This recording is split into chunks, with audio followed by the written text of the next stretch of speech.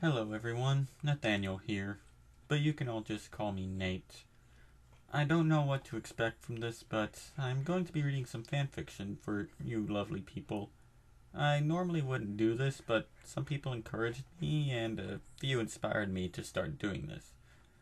To those who encouraged me, and you know who you are, I really appreciate you, and to those who inspired me, I thank you. Today I will be reading Wilted by Lanessa 8D. Links to her profile and story can be found in the description. I hope you all enjoy. Chapter 1. Well, that didn't go terrible. Mercury predicted Emerald's eye roll before she even completed the act, and her crimson eyes found his dark gray ones. The annoyance from his mere voice was shown clearly in her eyes, and he didn't even bother to stop the instinctive smirk from growing on his face.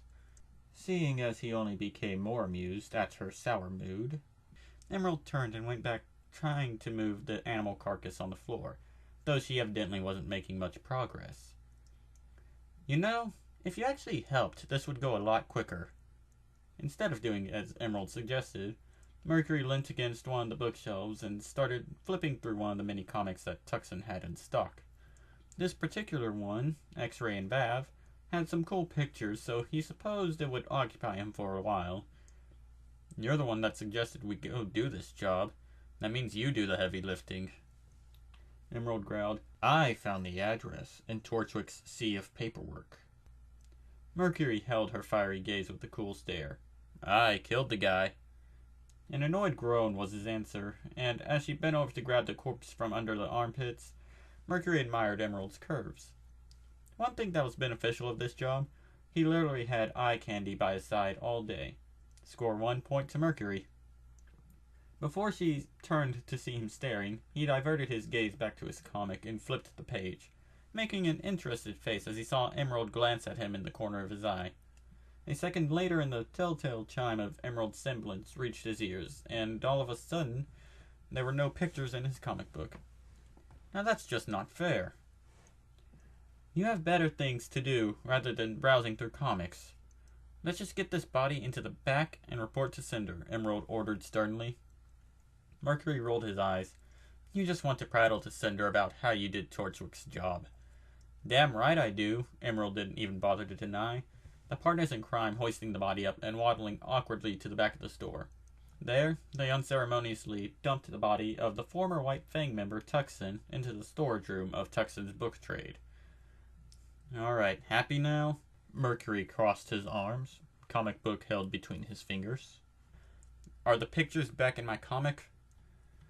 Read to your desire.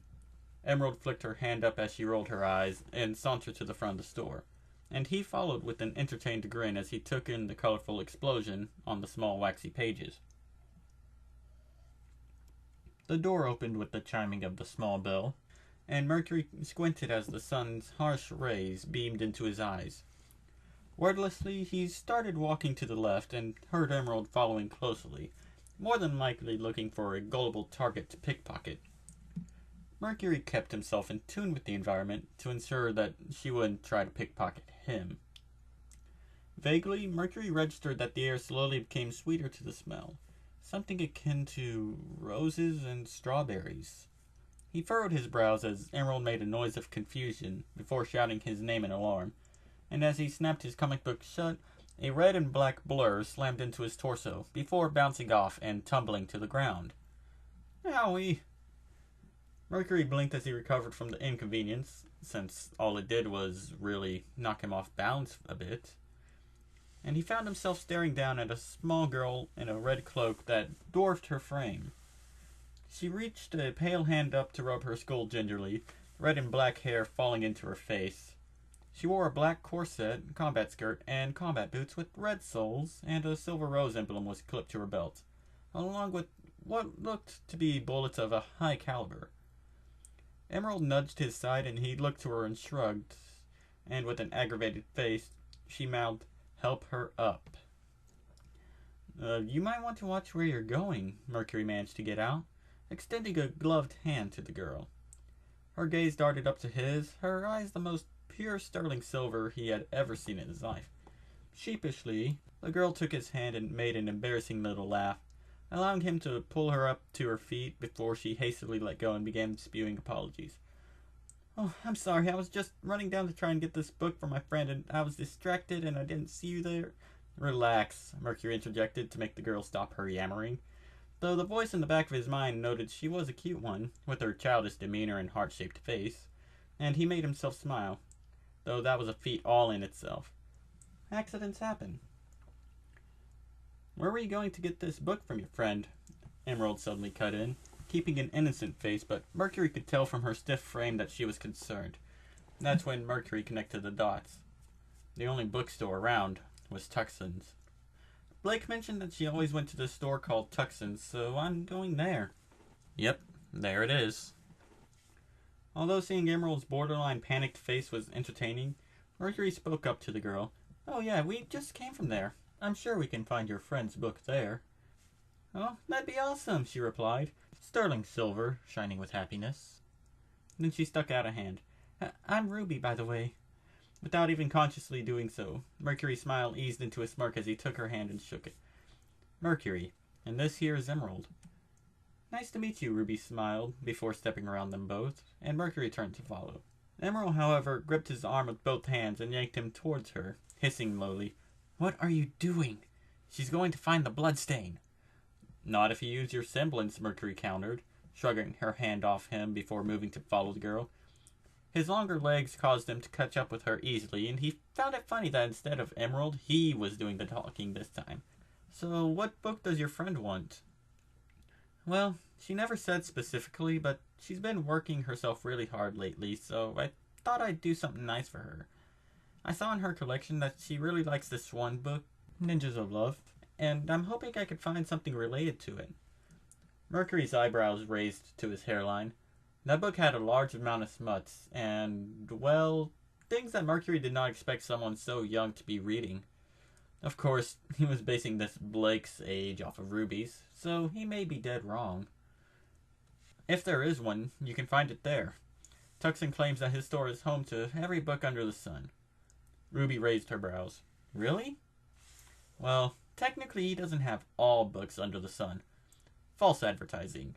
Mercury shoved his hands into his pockets as he made a tisking noise with his mouth. "What are you gonna do?"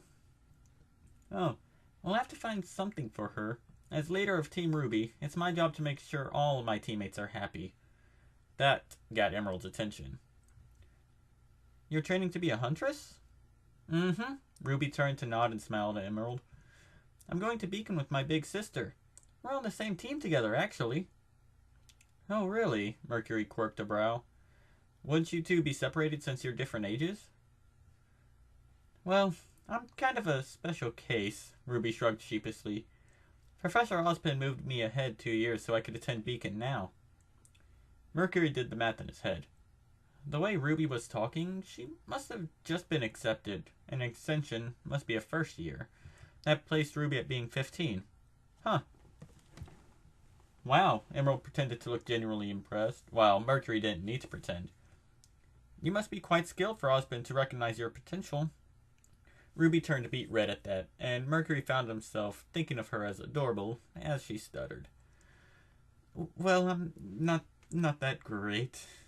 But thanks for the compliments." Now, outside the door to the store, Emerald focused her attention on tricking Ruby's mind, and the trio entered. There, Mercury saw the bloodstain on the floor in front of the counter, and he smirked when Ruby looked around oblivious to it. His smirk faltered when Ruby began to walk towards the counter, seeing the bell there, no doubt, and he quickly tugged on the hood of her cape and led her to the adult fiction. "I'll help you look over here, Ruby," Mercury stated, letting her regain her footing for a moment before moving his hand from her hood to the small of her back, giving her a surprised look when she jumped a little at the contact. She didn't notice the look, but she did look quite flustered. Modest girl. Thanks," Ruby stuttered, touching her pointer fingers together as she shuffled her feet. Mercury caught her glancing at him from the corner of his eye, but he didn't call her out on it. Mercury read over the titles in front of him, trying to hide his almost bored look from the small girl. He huffed a silent laugh as he looked at her. She looked hopelessly lost. She's pretty lucky that he was in a good mood. and that Emerald was with him to keep him from doing anything rash at first meeting. Not to mention, Cinder would be happy to hear that he's already made a friend. Seeing one title in particular that caught his eye, he pulled out the hardcover book and briefly skimmed the summary on the back, his eyebrows raising to his hairline. Comparing it to the Ninja's Love novel in his mind, he concluded that this was the golden egg of the basket and handed it to Ruby. I think this one will do your friend good.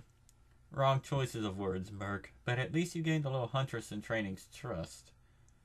You think so? Ruby made a thinking face, unknowingly puffing her cheeks out as her hands turned the book over so she herself could read the summary. Mercury quickly slapped his hand over it to spare Ruby's innocence. I don't think you want to know what your teammate is into, Mercury hinted, keeping his surprise hidden when Ruby merely cocked her head with her confused expression, pouting a little when she realized he wasn't going to elaborate. Mercury spoke again. I guarantee you, she'll love it. Okay, well, thanks for helping me out, Mercury. I would have probably taken way longer looking for a book without you around. Ruby rubbed the back of her neck with a nervous laugh, glancing over at Emerald. So, are you two students at one of the academies too? I see that you have dual pistols, and am I wrong to say that you have fiery mechanisms in your boots? Mercury and Emerald both shared a look of surprise when Ruby pointed out Mercury's boots. Their inner workings were nearly invisible to the naked eye, and even then, the bulky heel was camouflaged to make it look like it was part of the boot's design. For Ruby to distinguish them as weapons is no easy feat, and Mercury mentally noted that this girl had an eye for detail. Actually, yeah, we're on a team that hails from Haven, Mercury lied, using his knowledge of the next phase to craft a line to feed her. We were just wandering around Vale to get the basic layout of the city. Oh, that's cool. You know, if you guys would like, I could show you around the city sometime. Things are pretty quiet around here now that Torchwick is laying low. I mean, the Battle Festival is getting so close. Ruby bit her lip and looked off to the side as Mercury made a contemplative frown. Now, why was she so skittish upon mentioning Torchwick? Isn't Torchwick the guy that is all over the news robbing dust shops in Vale? Yeah, but we haven't been able to catch him just yet. We've come close, but... We? So that means you've been trying to apprehend him? Emerald interjected, masking any deception on her face. Ruby's hold tightened on the book, and Mercury could tell that she was about to be invasive. It was probably better that they stop pressuring for answers now, since they don't want Little Red to avoid them later. We probably shouldn't keep her, Emerald. Her team is probably getting worried. Yeah, I actually didn't tell them that I went out, so they're probably wondering. Ruby trailed off. I'll just pay for this. No, why don't... Mercury would be happy to pay for it, Emerald managed, causing Ruby to stop her walk towards the bell again since her path was right in line with Tux's blood. He did pick it out, after all. Yeah, I'll pay. It's no big deal, Mercury added in, walking forward and carefully avoiding the blood by the desk. He leant against it and rang the bell. This guy takes a while anyway, and we don't want to worry your friends, do we? I guess not, Ruby agreed with hesitance. Well, thanks again for helping me, you two. It was nice meeting you. Nice to meet you too, Emerald smiled. Hey, maybe we'll see each other at Beacon, Mercury offered, seeing Ruby smile at him a little while Emerald silently fumed. That'd be awesome, Ruby chirped. See you around. At that, the girl walked out the door before taking a few paces. Emerald and Mercury watched through the darkened window as she crouched down low and then straight up vanished, leaving rose petals in her wake. Emerald immediately made an aggravated sigh once Ruby got out of sight, and she rubbed her temple. That girl was way too peppy. Mercury shrugged, pulling the door open again. She wasn't that bad. Besides, I got myself a friend at Beacon. You just didn't mind it because you liked getting her flustered. Mercury smirked as he waggled his eyebrows. Is Emerald getting a little jealous? Emerald made a disgusted look and turned on her heel. Let's just go. If Cinder finds out we're late, she'll have our heads. Oh, look, she sent the kids again. This is turning out just like the divorce. Mercury felt his annoyance zoom up to the very top level as his head was trapped between Torchwick's arm and side, and a gloved hand obscured his view. He heard Emerald make a disgusted noise to his left, and Torchwick released them a moment later, walking forward. "Spare us the thought of you procreating." "That was a joke," Torchwick groaned, holding a piece of paper between his fingers and showing it with triumph. "And this just might tell me where you two have been all day." "What? I'm a professional criminal, sweetheart. Pay attention. Maybe you'll learn something," Torchwick replied in one breath, taking an exaggerated pause to read the contents of the slip of paper, and Mercury felt a flare of victory as he cast an annoyed glance at them. "Why do you have this address?" "Wouldn't you like to know?" Emerald leant forward and pointed with a coy smile, and Mercury kept his gaze trained on the joke of a criminal in front of him, holding in his remark with all his willpower. "Yeah, I would. Now where have you been all day?" Oh, he really did try to act like their dad. "Cleaning up your problems. One of them, at least." Torchwick looked like he wanted to lash out at Mercury badly, but instead he kept his anger in. Barely, since Mercury could hear the restraint in his voice, and said, "I had that under control." Mercury retorted quickly. 2 packed bags and a ticket out of Vale said otherwise. "Listen, you little punk." Torchwick took a menacing step forward, and Mercury rocked back on his heel with a disinterested look, daring the orange-haired man to make a move. "If it were up to me, I'd take both you and your street rat friend here, and I would—" "Do what, Roman?" The silky voice echoed off the warehouse walls, and automatically brought a wild smile to both Mercury and Emerald's face, while the color drained from Roman's own. Mercury turned and tilted his head upwards to see the queen herself in her tantalizing red dress and sequined gold glittering along her shoulders. Her glass heels clinked on the ground as she took slow strides forward, standing with regal poise as the elevator descended to the ground. Roman made a nervous little chuckle. "I'd, not kill them?" "Cinder!" Emerald exclaimed with excitement. "Yeah." Walking towards the woman with her arms up. Mercury nearly shook his head at his partner's desperate need for the boss's attention, and merely focused on the carefully contained wrath of Cinder Fall. "I thought I made it clear that you were to eliminate the would-be runaway."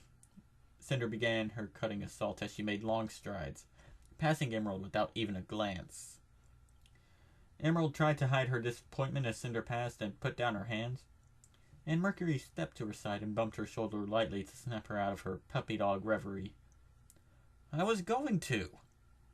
He was going to escape to vacuum. Emerald took the chance to gain Cinder's attention, looking to Mercury as she spread her arms and stated the victory like it was an unthinkable feat. "Mercury and I decided upon ourselves to go and kill the rat." Mercury frowned. "Nah, not rat per se. I think he was some sort of cat, actually." "What?" Emerald huffed a silent laugh as she humored his offhand comment.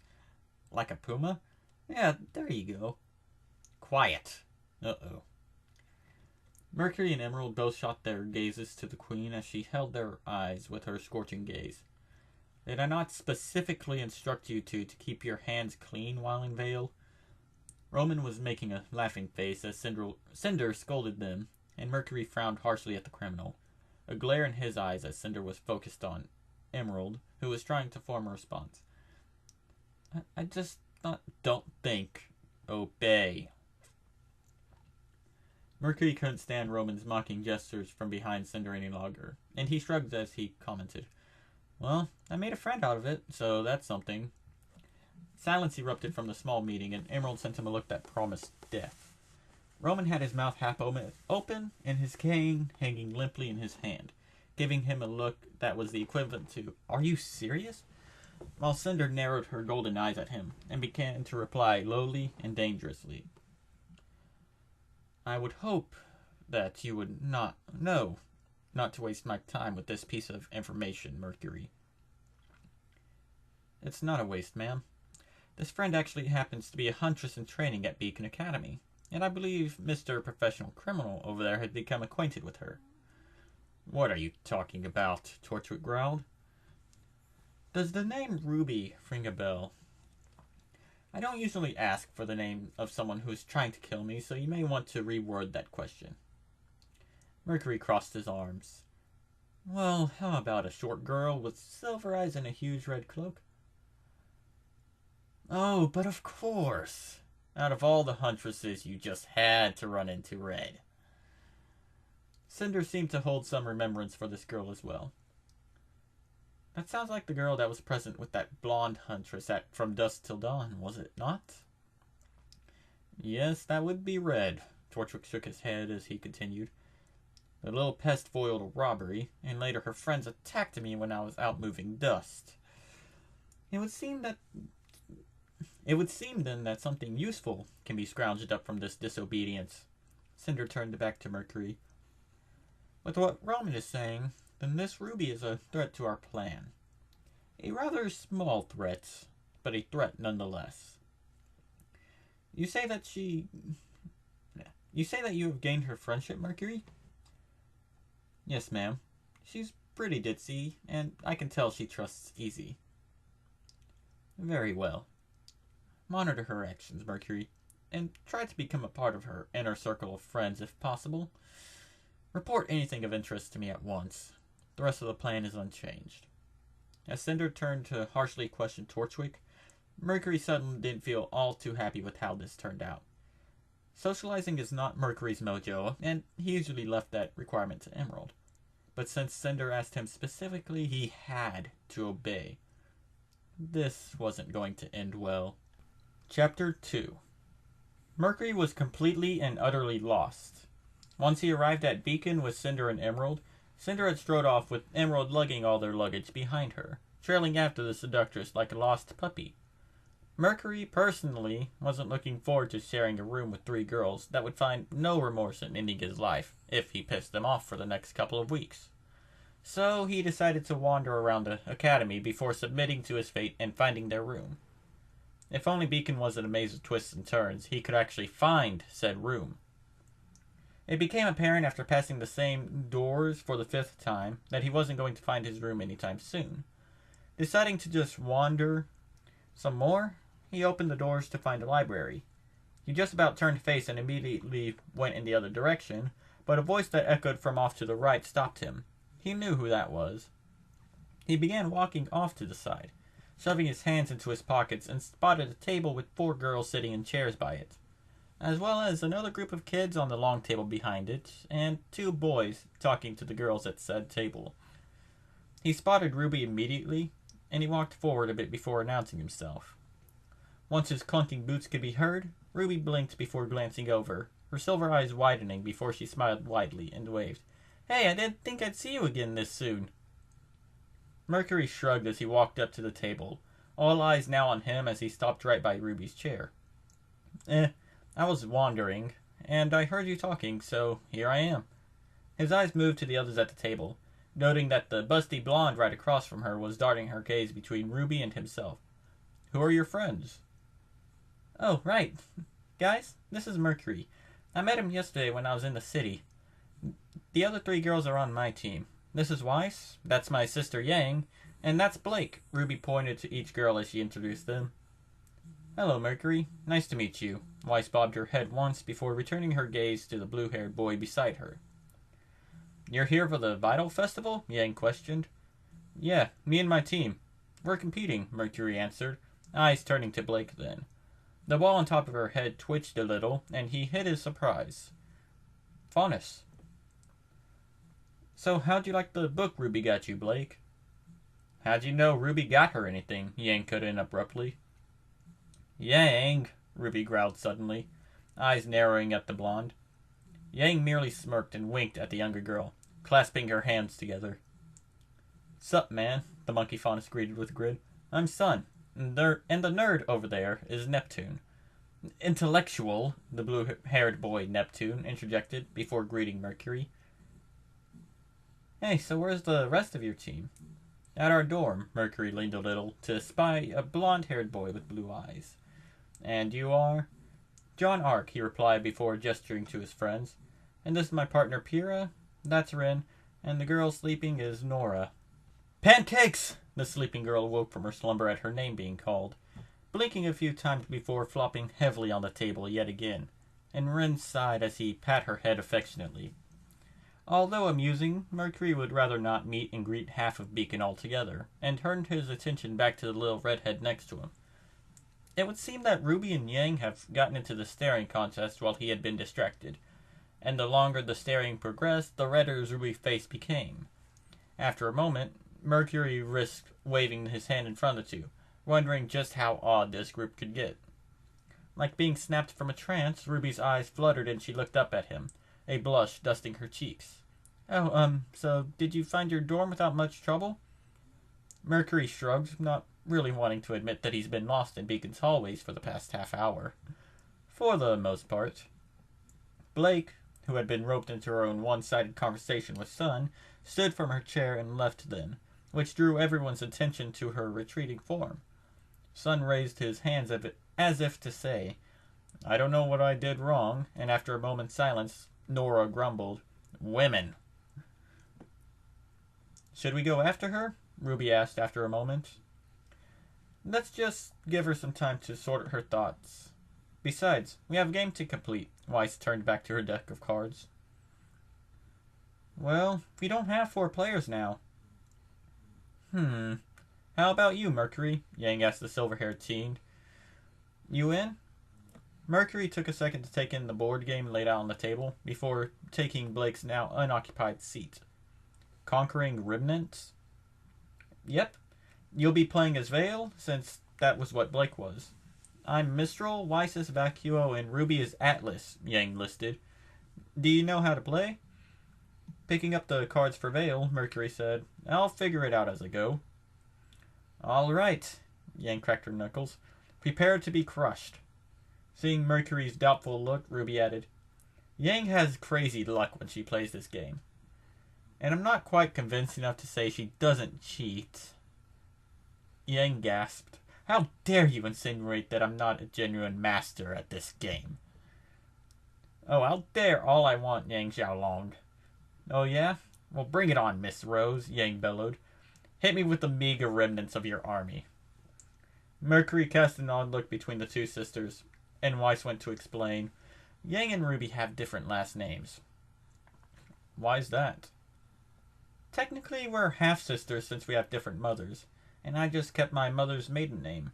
Ruby shrugged as she picked up her cards, Yang drumming her fingers on the table. All right, your move, Mercury, Yang shouted, much to the rest of the library residents' chagrin. Mercury found himself cracking a smirk that was a little more genuine than before, and a small part of him admitted that it was almost fun talking with these kids. But he shook that thought away. He had Remnant to conquer, after all. I can't believe it, Yang moaned as she trailed after her younger sister. He must have cheated. Yang, you're being a sore loser, Ruby tisked, chuckling a little as the blonde fumed. We should never have let him play. You're the one that invited him to play in the first place, you do realize that, right? Weiss raised a brow as she checked something on her scroll, keeping stride with Ruby. I know, I just don't get how he predicted my every move. Maybe he's the leader of his team, Ruby proposed, hands balled on her hips. All I know is that he definitely didn't cheat. He beat you fair and square. Yang groaned in annoyance and brought her long hair in front of her to play with idly as they walked. Not long after Mercury's total annihilation of all opposing fleets, Team Juniper retreated to their dorm, and Sun and Neptune went off somewhere. Ruby, Weiss, and Yang stayed for a little while with Mercury to talk a little, and after Mercury quietly admitted that he still didn't know where his dorm was to Ruby, she gave him directions before heading off to her own dorm. As evidently shown, Yang still had not recovered from the defeat, and was still insisting that Mercury withheld a few cards to ensure his victory. However, once Yang adopted a sly look instead of her sore loser face, as Ruby dubbed it, the young team leader began to feel a little nervous. So, sis, what do you think of Mercury? A little thrown off by the abruptness of the question, Ruby responded hesitantly, "He's pretty nice. I mean, we met by me literally running into him at full speed, and he still helped me find a gift for Blake. I think he'll turn out to be a pretty good friend." Good friend. Yang made an exaggerated thinking face, and Ruby heard Weiss snicker quietly to herself. That caused alarm bells to start ringing. Weiss never laughed. "Why are you snickering?" Weiss adopted a look of innocence. "I did what?" "You snickered. You never snicker." "I can't possibly imagine what you are saying, Ruby. I did no such thing." "Now you're playing coy." "I have to agree with the Ice Queen, sis. I heard no such snicker," Yang said with a full-blown smile. "Okay, you're not even trying to hide your smile. What is going on? What am I not getting?" Ruby questioned animatedly, darting her gaze between Weiss and Yang. "Oh, Ruby, Ruby, Ruby. What will I ever do with your introverted brain?" Yang slung an arm around Ruby's shoulders, waiting patiently for their dorm's door as Weiss took out her passkey. "I just need to spell every last thing out to you." "Yang, just tell me." "I'm just suggesting that you might probably have a tiny little crush on the new resident hunter in training, that's all." Yang threw up her arms as if it wasn't a big deal and sauntered into the room, Ruby close on her heels. It's not like that. Besides, I just met Mercury yesterday. No one can develop a crush that quick," Ruby stuttered, her face automatically going beet red at the mere suggestion. "Well, you can still find someone cute right off the bat. So, do you think he's cute?" "What?" "Ooh, so you think he's hot. I don't blame you. He's quite the looker." "Yang!" Yang sent Ruby a knowing look when Ruby didn't deny her accusations, and Ruby flipped the hood of her cloak up to hide her face, turning away with a huff. Whatever pestering Yang was going to commence was quickly interrupted when Weiss turned on her heel and pointed directly to the cat faunus that was attempting to leave the room. "Stop. Lately you have been quiet, antisocial, and moody." Have you met Blake?" Yang commented with a slight grin. Ruby would normally agree, but she had to admit that Blake had been acting more morose than normal. The incident involving Blake leaving the table shortly after Mercury arrived was not an isolated incident, and wherever fun and lightheartedness lingered, save for the epic food fight earlier, Blake would find a reason to flee. Blake hadn't even picked up the book she had gifted to her, which was quite a surprise to Ruby, but she decided not to push it since she did only give the gift to her yesterday. Ruby supposed this was the time to directly confront Blake about her behavior. "Which I get is kind of your thing," Weiss continued, not faltered by Yang's interjection. "But you've been doing it more often lately, which is quite frankly unacceptable. You made a promise to me, to all of us, that you would let us know that something was wrong." Then, with a change in her calm tone, Weiss gained a determined look in her eye. "So, Blake Belladonna." She jumped into the air, flipping as she ready to strike. "What?" She began her pursuit toward her target. "Is," and then with an uncanny accuracy, landed on her leap and jabbed a pointer finger to Blake's chest. "Wrong." A stunned silence enveloped the group as Weiss balanced precariously on the wooden chair, wobbling from left to right while not taking her eyes off her target. And then, with a speed that made Ruby proud, jumped to the ground and moved the chair to its proper place and darted back to her original spot on the floor, all the while keeping her natural grace with all three pairs of eyes staring dumbly at her. "Well, that was a thing. I just don't get how everyone can be so calm." Ruby deflated. The white fang. She should have seen this coming, since Blake was always so involved in their activities or their location, and it seemed that this problem has been festering for some time. "You're still thinking about Torchwick and the White Fang?" "Something big is happening, and nobody's doing anything about it."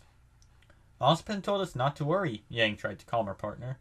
"Between the police and the huntsmen, I'm sure they can handle it." "Well, I'm not," Blake exclaimed. "They don't know the White Fang like I do." "Okay," Weiss put out her hands, stopping any further comments for a moment.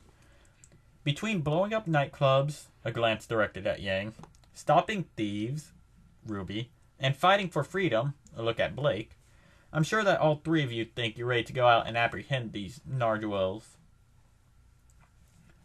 Yeah, Ruby had no clue what that was, but she was just going to assume Weiss meant criminal. Everything aside, Blake had a point. Ruby hated to admit it, but whoever was calling the shots had to be clever to get this far along. And Ruby wasn't oblivious to what exactly Torchwick was causing to the dust market.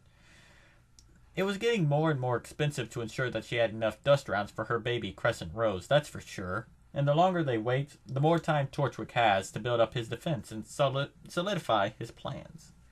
With that, and keeping half an ear in the group discussion, Ruby made a decision. Okay, Ruby began on a calm note, but then began to talk rapidly. All in favor of becoming the youngest huntresses to single-handedly bring down a corrupt organization conspiring against the Kingdom of Vale, say aye. Yes, I love it when you're feisty.